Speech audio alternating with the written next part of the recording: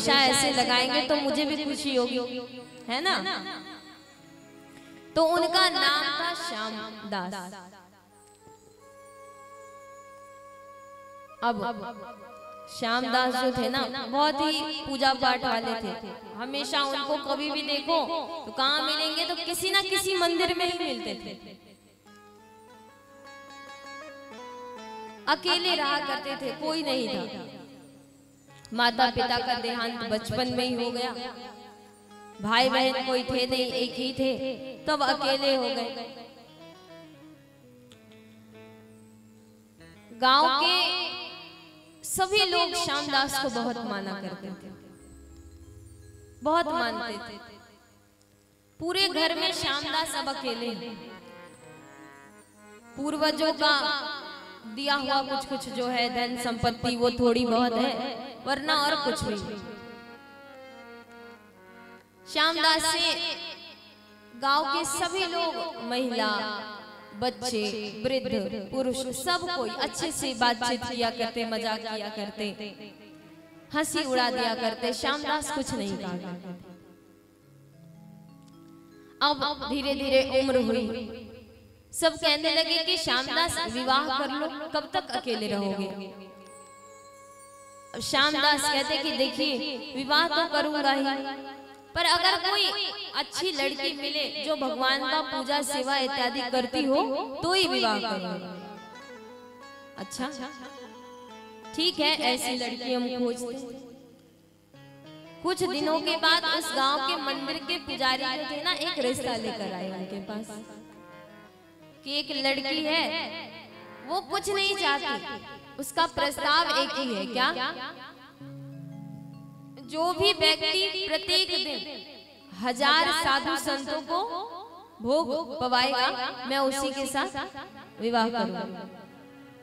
श्यामदास खुश हो गए कि और इससे अच्छी लड़की क्या मिलेगी जो साधु संत को पवाएगी। वो ठाकुर जी को तो निश्चित है कि पूजा पाठ में मन लगा रहेगा उसका।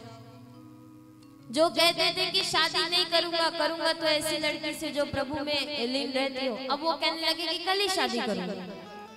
मुहूर्त हो या नहीं उससे मतलब कुछ नहीं, बस कल को ही शादी कर लेंगे। पुजारी जी ने कहा कि धैर्य रखो। विवाह तय हुआ। श्यामदास का विवाह उनसे, उनकी वो जो लड़की थी उनसे संपन्न हुआ। अब लड़की घर में आई, सुबह दूसरे दिन सुबह उठी, स्नान आदि करने के बाद श्यामदास से जाकर कहा कि मेरा प्रस्ताव याद है ना आपको। श्यामदास ने कहा कि हाँ हाँ एकदम याद है, आप पूजा पाठ भोजन इत्यादि का सब कुछ तैयार करिए, तब तक मैं ब्राह्मणों को लेकर आता हूँ। दूसरी बात, श्यामदास कुछ करते नहीं थे, नौकरी मतलब कि आय का कोई रास्ता नहीं था, सिर्फ पूर्वजों का दिया हुआ कुछ धन दौलत यही था और कुछ नहीं। तो उससे तो 1 वर्ष 2 वर्ष तक ठीक ठाक चला। अब 2 वर्ष के बाद क्या हुआ कि 1000 ब्राह्मण खाने के लिए आते हैं, पर खिलाने के लिए भी होना चाहिए ना, है या नहीं? हाँ हाँ, खिलाने के लिए भी होना चाहिए। तो अब धीरे धीरे क्या हुआ कि अब असर पड़ने लगा। अब क्या किए, 5-7 महीने तक सबसे उधार में ले लेकर के ब्राह्मण भोजन करवाया, पर ब्राह्मण भोजन नहीं रोका। ब्राह्मण भोजन नहीं रोका। उनके पास धन दौलत था, ये देखकर कुछ समय तक दुकानदार भी जो है उधार में राशन इत्यादि दे दिया करते थे। 5-7 महीने के बाद सब कहने लगे कि भैया मेरा पैसा दो, भैया मेरा पैसा दो। अब पैसा रहे तब ना दे, तो अब उधार मांगना बंद कर दो। अब ये एक दिन सोच रहे थे क्या करूं क्या करूं, तो सोचे कि अब चोरी करूं। पर धन की चोरी नहीं किया करते थे, ऐसी घर में चोरी किया करते थे जो हर तरीके से संपूर्ण हो, धन से, दौलत से, अन्न से, सब तरीके से। उनके रसोई में घुसकर थोड़ा अनाज, मसाला, तेल ये सब चोरी करके ले आते थे, पर ब्राह्मण भोजन बंद नहीं होने दिया। अब पूरे गांव में हल्ला हुआ कि एक ऐसा चोर आया है जो धन दौलत पैसा कौड़ी नहीं चुराता, सोने चांदी नहीं चुराता, क्या चुराता है? रसोई के सामान, राशन। अब धीरे धीरे सबने, जो अब देखिए उन्हीं के घर में चोरी किया करते थे जो हर तरीके से संपूर्ण थे। अब उन्होंने क्या किया? पहरेदार रख ली। अब तो वो चोरी नहीं हो रहा। अब क्या किए? अब क्या करूं, अब क्या करूं, सोचते सोचते अब ठाना कि अब इस गांव में चोरी नहीं करनी। अब गांव से थोड़ी दूर पे एक जंगल है, जंगल से व्यापारी आया जाया करते, तो अब उनसे ही उनको ही लूटा करता। अब ये श्यामदास क्या करते? रात्रि में जब उनकी पत्नी सो जाती, रात्रि में निकल जाते और जंगल, जहां पे एकदम घना जंगल है, जंगल के बीच में जाकर खड़े हो जाते। जब खड़े हो जाते तो निश्चित है रास्ता है, कोई ना कोई आता ही जाता है। तो प्रत्येक दिन कोई ना कोई मिल जाता था। तो कभी किसी से सोना मिल जाता, कभी किसी से अनाज ही मिल जाता, कभी किसी से पैसा मिल जाता। तो ये नित्य चलने लगा। अब ठाकुर जी को जब पता चला ये सारी लीलाएं, तो बहुत प्रसन्नता हुई मन में कि चोरी करता है पर अपने स्वार्थ के लिए नहीं, चोरी करता है जान जी लगाकर चोरी करता है और दूसरों को खिलाता है। ठाकुर जी ने सोचा कि एक बार इससे मिलना चाहिए। क्या करना चाहिए? मिलना चाहिए। अब ठाकुर जी ने बदला रूप। एक पहले तो अपना लंबा सा बड़ा सा पेट निकाल लिया, व्यापारियों के पेट निकले हुए होते तो पेट निकाल लिया, पगड़ी बांधी, 10 उंगली में सोने के बड़े बड़े अंगूठी, मोटे मोटे, पैर में कड़े सोने के, बाजू बंद सोने के, पगड़ी में जो लड़ियां होती है ना वो सोने के, एक लठ लिया है जो पकड़ के चलते हैं ना, वो लठ सोना का, जूते जो है वो सोने के पहने। मतलब इतने सोने से लगा कि एक कदम बढ़ाते तो ऐसा लगता कि कहीं जोरदार कहीं पे इंस्ट्रूमेंट प्ले किए जा रहे हैं। तैयार होते हुए रुक्मणी मैया ने देख लिया। अब वो पूछ रही कि नाथ कहाँ जा रहे हो, इतने सज के बहुत ही सुंदर लग रहे हो। प्रभु ने बताया कि मेरा एक भक्त है, उसी से मिलने जा रहा हूं। अब वो जिद करने लगे कि मुझे भी ले चलो, मुझे भी ले चलो। कन्हैया ने कहा कि देखो आप जाओगी ना तो आपको बड़ा आश्चर्य लगेगा, आप कहोगे कि कैसे कैसे भक्त बना के रखे हैं प्रभु आप मुझे ही ताना मारोगे, इसीलिए आप मत जाओ। पर देवियां तो देवी होती है, जिद पे अड़ जाए तो फिर हटती नहीं, तो वो भी जिद पे अड़ गई कि मुझे ले चलिए, मुझे ले चलिए। भगवान ने कहा कि ठीक है, तब आप भी तैयार हो जाइए। अब रुक्मणी मैया भी तैयार हुई। अब सोचिए प्रभु ने इतने गहने पहन रखे हैं तो मैया ने कितनी गहने पहन रखे होंगे। दोनों अब चले, रात्रि के समय उसी जंगल से गुजर रहे थे। तब तक ये जो श्यामदास है पेड़ पे चढ़ा था, उसकी नजर दूर से ही प्रभु पे गई।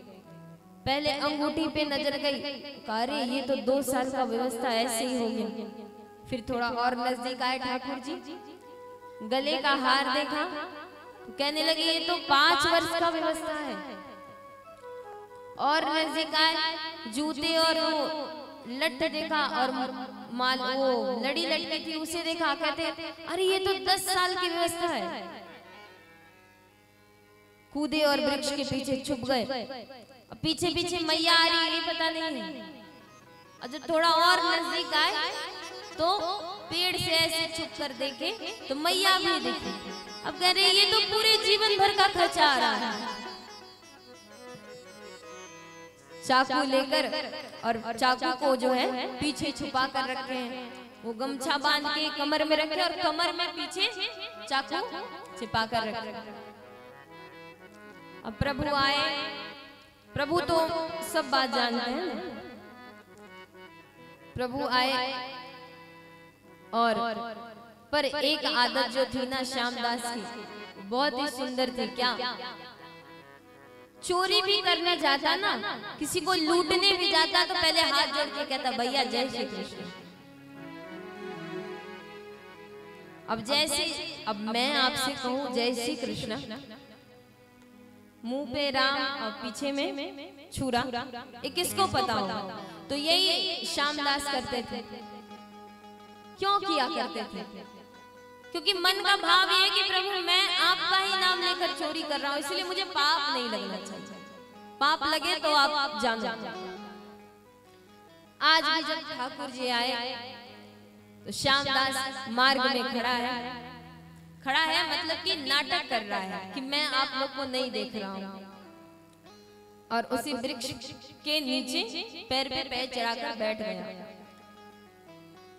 अब जैसे ही दोनों आए और उन पर दृष्टि पड़ी, समझ गए कि ये कौन है। जाकर उनसे कहते हैं कि अरे भैया इतने रात्रि में इतने घने जंगल में आप क्या कर रहे हो? अब श्यामदास जी उठे और प्रणाम करके कहा कि जय श्री कृष्णा भैया। अब जैसे जय श्री कृष्णा कहा ना, प्रभु भड़क गए, कहने लगे कि उस छलिया का नाम मत लो मेरे सामने, वो तो खुद चोर है और भक्तों को भी चोर बनाकर रखा है। अब जैसे ये बात कही कि भक्तों को भी चोर बनाकर रखा है, वो जो श्यामदास है उनका दिमाग खटक गया, चौकन्ने हो गए। अब श्यामदास चुपचाप खड़े हैं कि अब ये अगला वर्ड क्या बोलने वाले हैं। प्रभु कह रहे कि मैंने सुना है इस गांव में एक श्यामदास नाम का चोर रहता है, जो चोरी करके ब्राह्मणों को पवाता है। बस भैया मैं आपसे एक ही विनती करता हूँ कि कोई ऐसा रास्ता बता दो जो उस गांव से, उसके गांव के अंदर से होकर नहीं जाता हो, उस गांव से सट के निकलता हो पर अंदर से ना जाता, वरना वो मुझे भी लूट सकता है। श्यामदास जी ने कहा कि अच्छा मौका है, इसने प्रभु के नाम को टुकराया। अब इसके कानी उंगली में जो एक अंगूठी मैंने सोचा था ना कि छोड़ दूंगा, अब वो भी नहीं छोड़ना, वो भी ले लेना। प्रभु का नाम लेता, मेरे को वापस जय श्री कृष्णा कह देता तो मैं एक अंगूठी छोड़ देता। प्रभु का नाम लिया और कहता है कि इसका नाम मत लो, अब तुम देखो, अब तुम चलो मेरे साथ। वो झट से कहते हैं कि हाँ हाँ आप एकदम सही जगह पे आए हैं। मैं जंगल में रहकर जो भटके हुए पथिक होते हैं ना उनको रास्ता दिखाने का काम करता हूँ। अच्छा तो कोई रास्ता है क्या जो उस गांव से होकर ना गुजरे? तो श्यामदास ने कहा कि हाँ हाँ है, चलिए बताता हूँ, मेरे पीछे पीछे आप आइए। अब श्यामदास जी जो है घुमा फिरा कर उस जंगल के एकदम बीच में चले गए, जहाँ से गांव बहुत दूर है, एकदम सेंटर में। अब जैसे ही गए ऐसे आंख टेढ़ी कर करके पीछे देख रहे, आ रहे हैं या चले गए, देख रहे आ रहे हैं। अब जैसे ही घने जंगल में गए, जब देख रहे हैं कि अब कोई इन्हें बचाने नहीं आएगा, झट से अपनी पगड़ी खोली और बिछा दिया सामने और कहने लगे चाकू निकाल के एक एक गहने निकाल कर इस पे रखो, जितने गहने पहन रखे हो सारे निकाल कर इस पे रखो। अब प्रभु जो है अब नाटक कर रहे, थर थर थर कांप रहे हैं। अब मैया कह रही है देखो, जो प्रभु बड़े से बड़े राक्षस के सामने नहीं डरे, वो एक इस भक्त चोर के आगे में थर थर कांप रहे हैं। अब प्रभु मन ही मन मैया से कह रहे अरे मैं ही नहीं तुम भी कांपो, तुम रोने लगो। अब मैया जो है रोने लगे कि भैया छोड़ दो हमें, भैया छोड़ दो। अब श्यामदास कह रहे नहीं छोड़ूंगा तो नहीं, सारे गहने निकाल के रखो। प्रभु और मैया ने एक एक गहने जो है निकाल कर रख दी। अब कानी उंगली में वो अंगूठी जो है वो प्रभु नहीं निकाल रहे। तो वो जो दास है वो कह रहा है कि ये अंगूठी क्यों छोड़ दी, इसे भी निकालो। तो वो कह रहे कि देखिए ये मेरे बचपन की अंगूठी है, मेरे पिताजी ने दी थी, ये मैं कैसे निकालूं। और दूसरी बात ये निकल भी नहीं रही है। श्यामदास ने कहा कैसे नहीं निकलेगी, इधर लाओ। श्यामदास जी लगे निकालने, उनसे भी नहीं निकली। तो अब कह रहे कि लाओ ये उंगली ही काट देता हूं। जैसे ही चाकू निकाला उंगली काटने गए ना, वैसे ही हमारे प्रभु सुदर्शन चक्र लिए, गदा पद्म शंख चक्र सब धारण करके उसके सामने प्रकट हो गए। बोलिए भक्त वत्सल भगवान की। अब जब प्रभु प्रकट हुए, अब श्यामदास जो है देखकर नेत्र में अश्रु भरे हुए और शब्द नहीं निकल रहे मुंह से कि किस प्रकार मैं तो त्रिभुवन के नाथ जगतपति का उंगली काटने जा रहा था। साष्टांग दंडवत होकर प्रभु से क्षमा मांगने लगा कि नाथ मुझे क्षमा कर दीजिए, मुझे क्षमा कर दीजिए। प्रभु ने कहा कि श्यामदास मैं तुमसे बहुत प्रसन्न हूँ, बहुत प्रसन्न हूँ। तुम अपने जान को जोखिम में लगाकर मेरे ना जाने कितने सारे भक्तों को, साधु संतों को पवाते हैं। कभी ये नहीं सोचते कि अगर कभी पकड़े गए तो इज्जत जाएगी, नाम जाएगा, साथ ही साथ दंड भी मिलेगा। बस ठान रखा है कि प्रत्येक दिन 1000 ब्राह्मणों को पवाना है, इसलिए मैं तुमसे बहुत प्रसन्न हूँ, मांगो कुछ। श्यामदास उठ के खड़े हुए और जो मांगा सोचने की बात है। हम और आप रहते तो क्या मांगते कि हमें संपत्ति दे दीजिए, हमें ये दे दीजिए, वो दे दीजिए। उन्होंने 2 चीज मांगी, पता है क्या? पहला तो भक्ति मांगी कि मुझे और मेरी पत्नी को जिस प्रकार का लगाव आप में है ना, वो पूरे जीवन रहे। और दूसरा, नाथ मुझे ऐसी इतनी क्षमता दो कि मैं खुद कमाकर अपनी पत्नी का संकल्प जो है प्रत्येक दिन 1000 ब्राह्मणों को पवा सकूं। मुझे खुद शक्ति दो कि मैं इतना कमा कर ला सकूं। वो चाहते तो ये भी कहते कि मुझे इतना धन दे दो कि मैं संपूर्ण जीवन साधु संतों को पवा सकूं, पर ये नहीं मांगा। भक्त के चरित्र में घुसो तो फिर निकलने का मन नहीं करता। एक और